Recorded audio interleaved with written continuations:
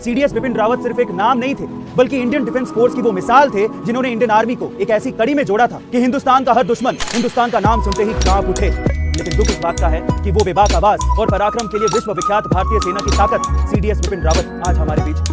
दरअसल तमिलनाडु में एक हेलीकॉप्टर हादसे में सीडीएस विपिन रावत और उनकी पत्नी मधुलिका रावत समेत 13 लोगों का निधन हो गया। इसी घटना के बाद देश में दुख की लहर है। लेकिन इसी बीच सीडीएस विपिन रावत के गुरु कर्नल बर्मन का कहना है कि विपिन रावत सेना के सर्वोच्च पद पर थे। उनके कार्यकाल में सेना ने इतिहास की 2 बड़ी सर्जिकल स्ट्राइक की थी। इसके चलते इस बात से इनकार नहीं किया जा सकता कि हेलीकॉप्टर क्रैश होना महज एक हादसा न होकर एक बड़ी साजिश भी हो सकता है। और इसी वजह से सीडीएस विपिन रावत को ले जा रहे MI-17 हेलीकॉप्टर के क्रैश होने के बाद उसके ब्लैक बॉक्स की काफी चर्चा हो रही है, क्योंकि इस ब्लैक बॉक्स के मिलने के बाद घटना से जुड़े कई राज सामने आ सकते हैं। लेकिन सवाल ये उठता है कि ब्लैक बॉक्स आखिर होता क्या है। देखिए, सीधी भाषा में अगर समझने की कोशिश करें तो किसी भी हेलीकॉप्टर की दुर्घटना का पता लगाने के लिए ब्लैक बॉक्स का इस्तेमाल किया जाता है। ये ब्लैक बॉक्स असल में हेलीकॉप्टर की उड़ान के दौरान उड़ान की सारी गतिविधियों को रिकॉर्ड करता है। इसी वजह से इसे FDR यानी कि फ्लाइट डेटा रिकॉर्डर भी कहते हैं।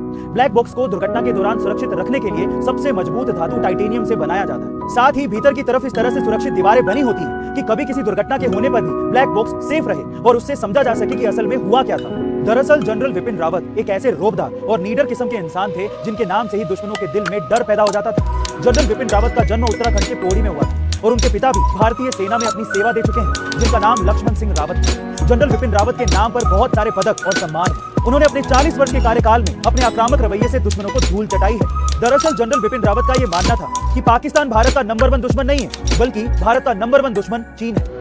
भारत को आने वाले समय में 2 मोर्चों पर दुश्मनों का सामना करना पड़ सकता है, क्योंकि चीन सुपर पावर बनना चाहता है और इसके लिए वो दक्षिण एशिया और हिंद महासागर में अपनी पकड़ मजबूत कर रहा है। म्यांमार और बांग्लादेश में चीन की घुसपैठ भारत के लिए राष्ट्रीय हितों के हिसाब से ठीक नहीं है, क्योंकि ये भारत को घेरने के प्रयास है। इससे आने वाले समय में एशिया में भारत के लिए खतरा पैदा हो सकता है। विपिन रावत ने यह भी कहा था कि पाकिस्तान ने जिस इलाके पर अवैध कब्जा कर रखा है उसे पाकिस्तान नहीं बल्कि आतंकवादी चलाते हैं। POK आतंकियों के द्वारा नियंत्रित देश है। सीडीएस विपिन रावत का यह भी मानना था कि पाकिस्तान आगे चल के भी जम्मू कश्मीर में छद्म युद्ध जारी रखेगा। यही नहीं, वो पंजाब समेत देश के बाकी हिस्सों में भी समस्याएं पैदा कर सकता है। दोस्तों, जनरल विपिन रावत जी ने चीन और पाकिस्तान जैसे नापाक इरादे रखने वाले पड़ोसियों से बड़ी चुनौतियों के बीच भी देश की सुरक्षा की।